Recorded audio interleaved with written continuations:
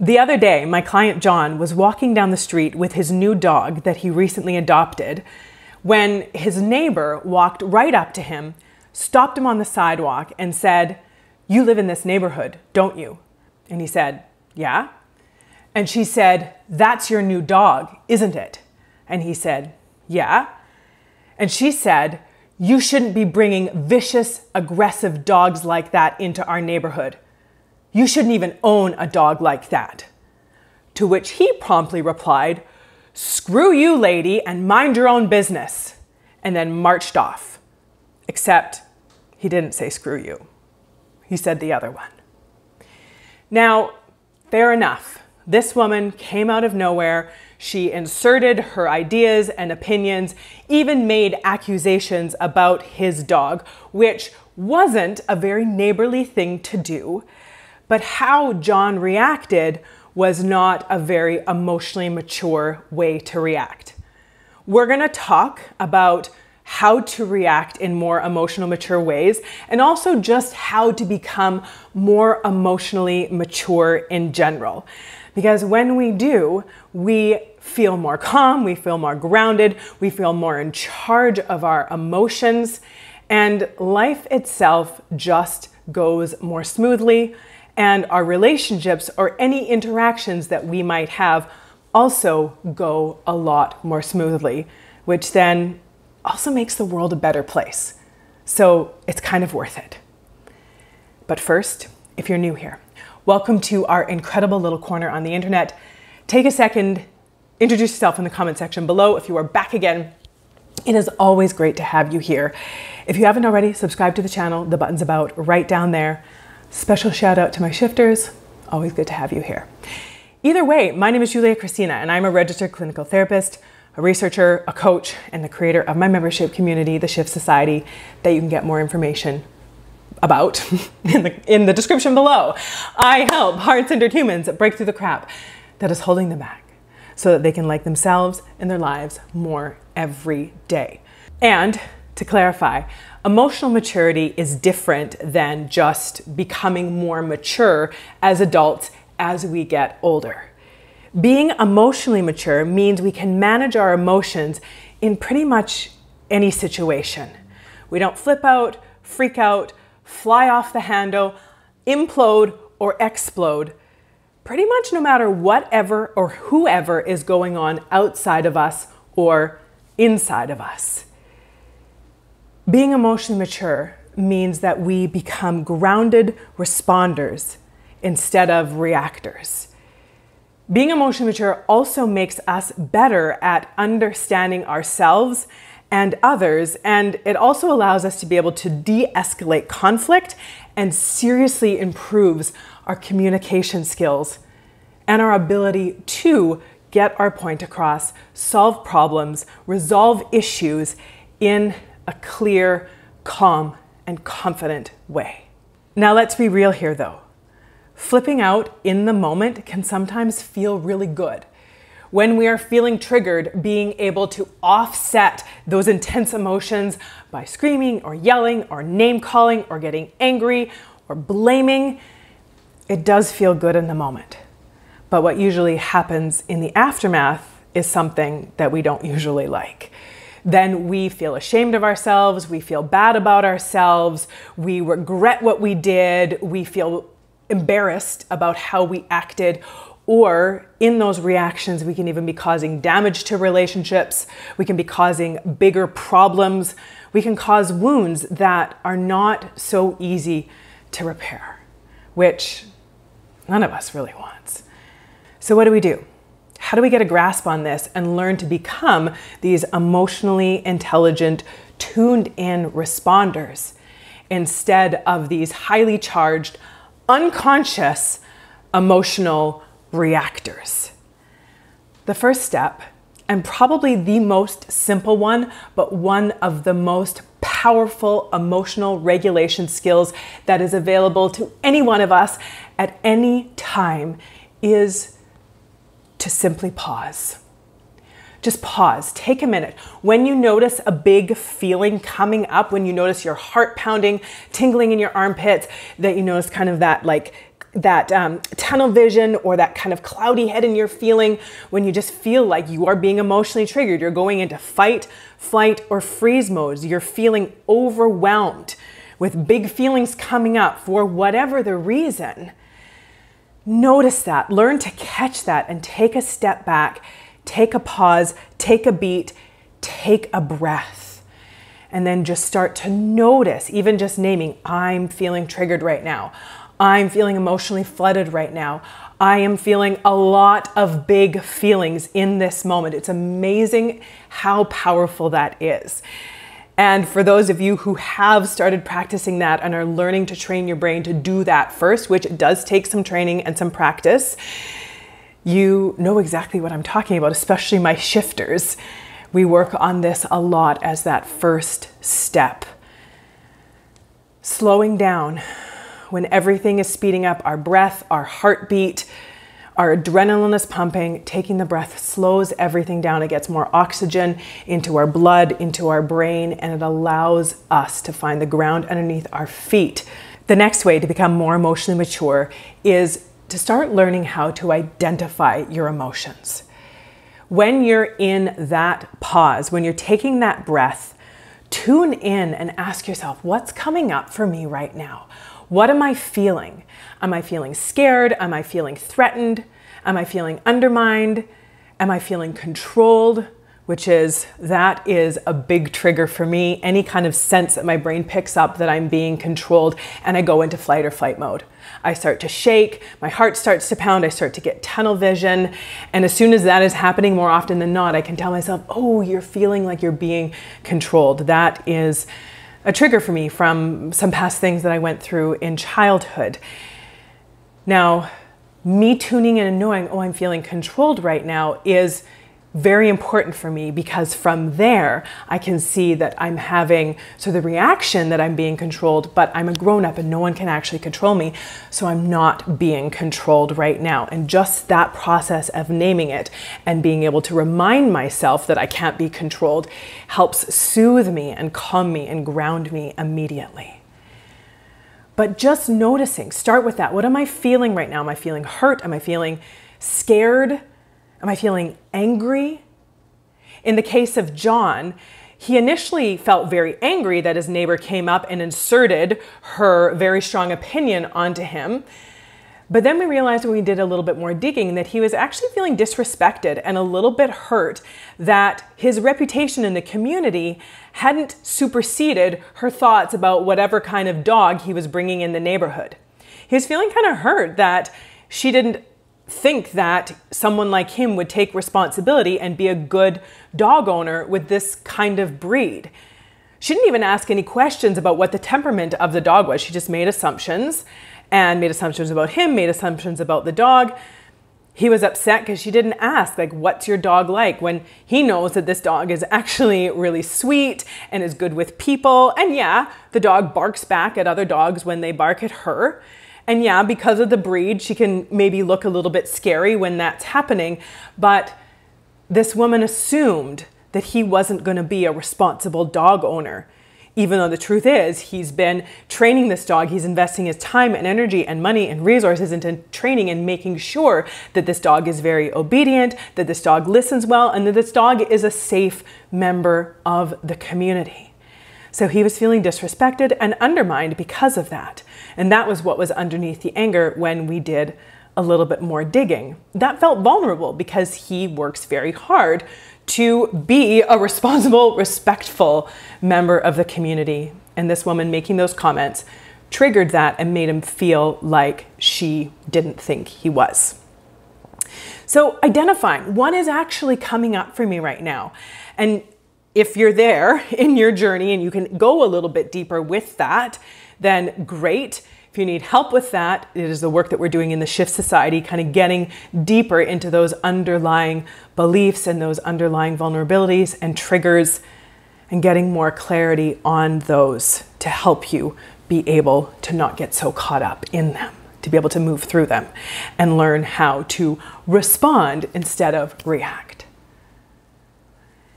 The next thing that you can do to start building that emotional maturity is to take responsibility for your part. Now, you might be saying that, Julia, I blame myself for everything. So, I'm taking responsibility for it.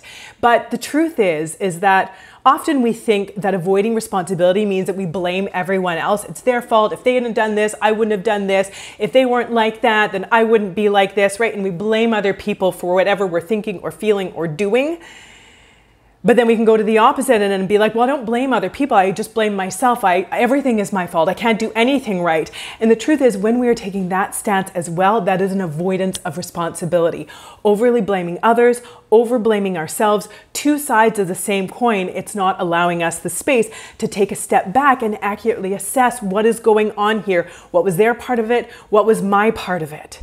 And how can we work together through this? Being able to admit when we may have been wrong or acknowledge our part in something. This doesn't mean going into that mode of being like, I can't do anything right. I'm such a terrible person. I always mess up. I always screw up. When we get stuck in that shame and over blaming of self cycle, then there's no way out of it, because all we do is end up feeling like crap. And then we numb or avoid or repress because it's too much for our psyche to handle, which doesn't allow us to really learn or grow or heal from anything ever. So when we can take a step back and be like, you know what, that was not my finest moment. I did not handle that well.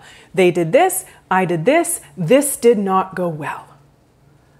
So really being able to take a step back, admit when you have maybe not caused the problem, but contributed to it not turning out well.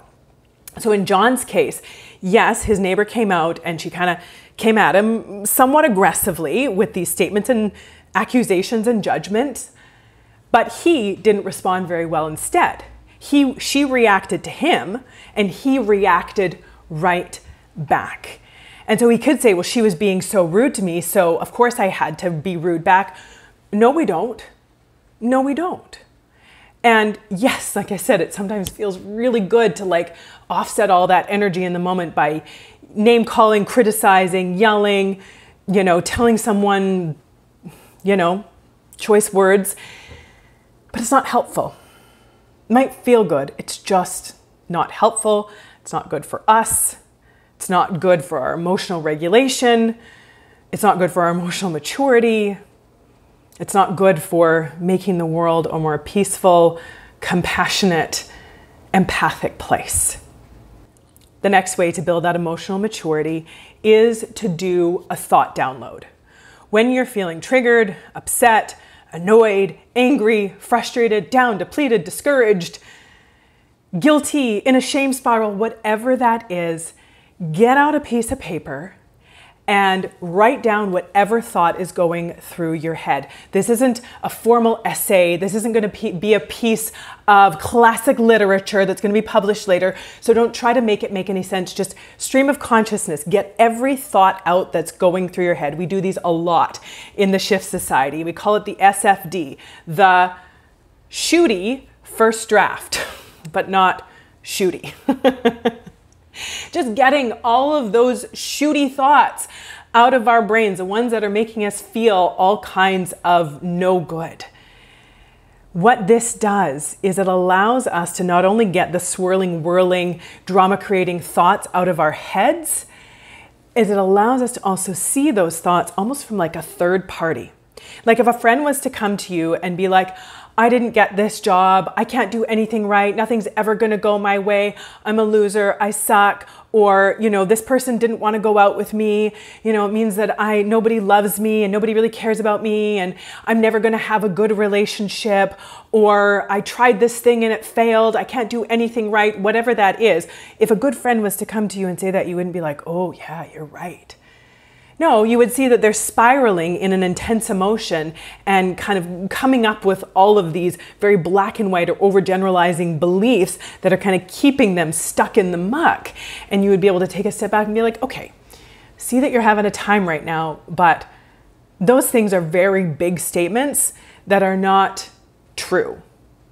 They're just how you're feeling right now. And so this is a beautiful process when we write things down. It kind of allows us that same ability to see those thoughts on paper and be like, okay, what's going on right now?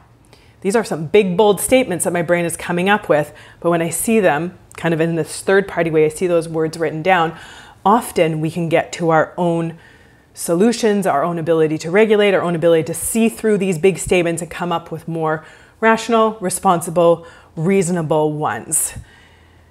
If you struggle with this, again, this is a lot of the work that we do in the Shift Society, is really getting clear on the thoughts that you're thinking and then being able to unleash and unhinge a lot of those deep kind of core beliefs or shame beliefs or unhelpful beliefs that we may not even be conscious of that are creating all kinds of problems in our lives. Another way to become immediately more emotionally mature, and this is one of the most powerful ones. It takes practice, but it is incredibly worth it. Get curious instead of immediately critical or judgmental. When someone says something we don't like, acts in ways that we don't like, even accuses us of something that we don't like, instead of getting reactive and criticizing them back or coming at them about something, get curious.